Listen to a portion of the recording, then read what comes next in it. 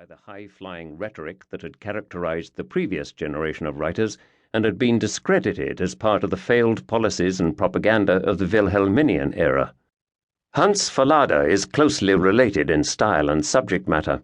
His novel Wer einmal aus dem Blechnapf frisst, loosely translated, Once You've Eaten Prison Grub, officially, Who Once Eats Out of the Tin Bowl, from the 1934 English translation, traces a former prison inmate's futile attempts to reintegrate into civil society after his release, only to find the return to and the pressures of free society impossibly difficult to negotiate. He is eventually relieved to be able to return to the predictability and stability of prison life. This never-ending cycle, this inexorable loop of having a run-in with the law, incarceration, release, and the seemingly inevitable return to illegality and punishment, is also the ostensible subject matter of one of the great German novels of the time, Alfred Döblin's Berlin Alexanderplatz, first published in 1929. His anti-hero, Franz Bieberkopf, released from Tegel prison in Berlin, is trying to find his place in civil society only to apparently run afoul of the law again. Imprisoned again, he suffers a psychological collapse. Eventually released from a psychiatric ward, he returns to Berlin, a broken man physically and spiritually. But the city of Berlin and the underclass from which Bieberkopf comes are the real heroes of this novel in many respects.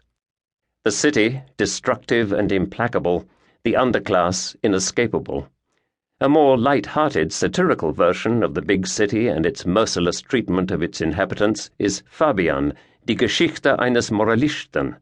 Fabian, the History of a Moralist, by Erich Kästner.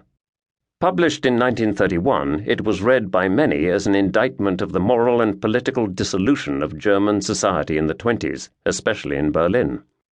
Once again, people, this time of all social classes, are shown as being chewed up by the mores of the modern metropolis, frantically trying to remain or become self-determined, but never quite succeeding.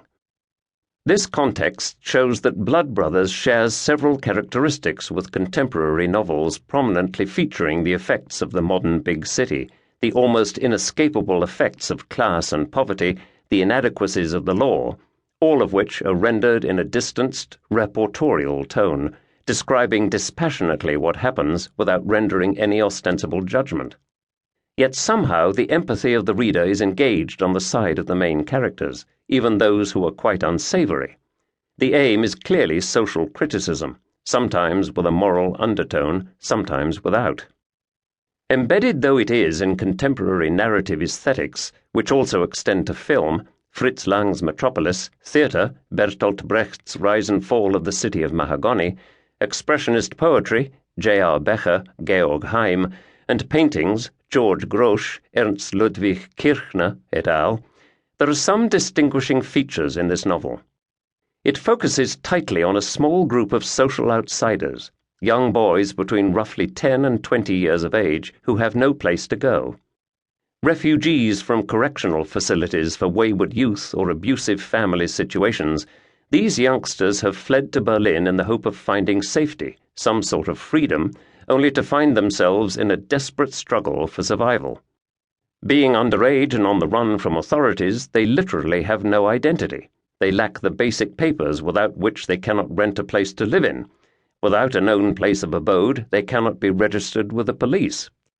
Without this registration, they cannot be legally employed. In short, until they become 21, they remain essentially wards of the state and will be institutionalized even without a criminal record. But as the bulk of the correctional institutions for the betterment of youth house many recidivist runaways and criminals, they become, as they do elsewhere, schools for incipient and aspiring criminals. That is certainly the picture painted here, where potentially sympathetic policemen and judges are locked into the pattern even when all indications clearly advise a different approach, as in the case of two of the boys, Willi and Ludwig, who figure prominently in this novel. They will try to escape from the hamster wheel of illegality and petty crime and gang life, but the lack of papers and previous acts will prevent that until one of them comes of age. The bulk of the boys described here, girls play only a peripheral role, mainly as prostitutes,